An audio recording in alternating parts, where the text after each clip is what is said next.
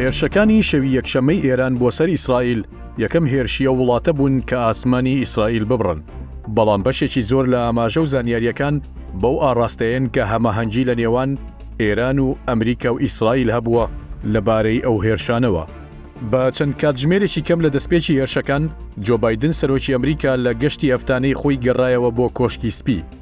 بنیامین نەتانیاهۆ سەرۆک وەزیرانی ئیسرائیل کۆبوونەوەکانی لەگەڵ بەرپرسانی باڵای سەربازی وڵاتەکەی دەست پێ کرد، وەک ئەوەی ئاگادار کرابنەوە لەوەی هێرشێک ڕوودەدات. تەنانەت لەگەڵ دەستپێکی هێرشی درۆنەکانی ئێران، بەرپرسانی ئیسرائیل ڕایانگەیاند کاتژمێر دوی شەو بە کاتی ئیسرائیل درۆنەکان دەگەن بە ئاسمانی وڵاتەکەیان ئەگەر لە مەودای تێپەڕبوونیان بە ئاسماندا نەخرێنە خوارەوە.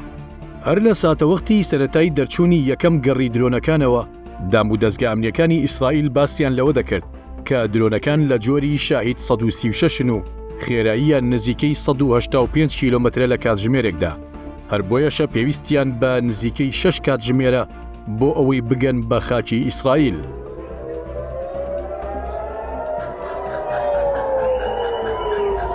تەنانەت لە پاش هێرشی درۆنەکانەوە نوێنەری ئێران لە نەتەوێگرتوەکان ڕایگەیان کۆتاییمان هێناوە بە هێرشەکان، کەچی چەند خولەکێکی نەخایاند کە سوپای ئیسرائیل ڕایگەیاند ئێران لە وڵاتەکەی خۆیەوە موشکی بالستی هەڵداوە و چەند خولەکێکی دیکە دەگەن بە خاکی ئیسرائیل.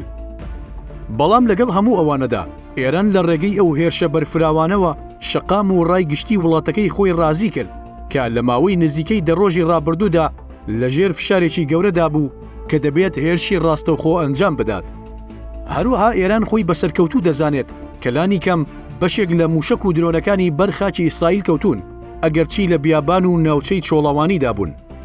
بە پێچەوانەی ئەو بۆچوونە بەشێکی دیکە لە چاودێران لەو بڕوایەدان ئەو هێرشەش کۆی بۆ ئیسرائیل گێڕایەوە، بە تایبەت لە دوای هێرشە لە ناکاوەکەی حەماس لە ئۆکتۆبەری ساڵی ڕابردوو بۆ جارێکی دیکە سوپای ئیسرائیل سەلماندی کە دەتوانێت بەرگری لە هاوڵاتیانی خۆی بکات.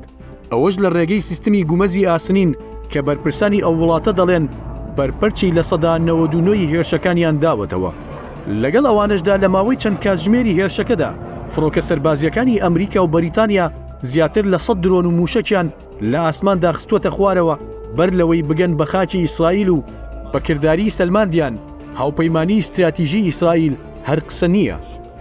یەکێکی دیکە لە تەکنیکەکانی ئیسرائیل دروستکردنی تەشویش بوو لەسەر سیستمی GPS لە وڵاتانی دراوسێ و ناوخۆی ئیسرائیل بە شێوەیەک کە کاریگەری هەبووە لەسەر تێکدانی سیستمی درۆنەکانی ئێران و بەشێکی زۆریان نەگەیشتون بە ئیسرائیل.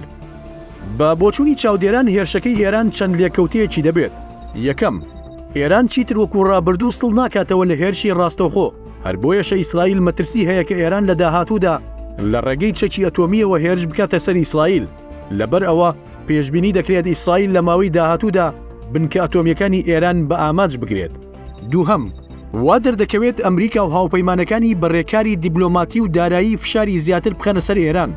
بەو شێوەیەش ئیسرائیل دەگەڕێتەوە باوەشی هاوپەیمانەکانی کە بەهۆی جەنگی غەزەوە پەیوەندیەکانیان ئالۆزی تێکەوتە بوو.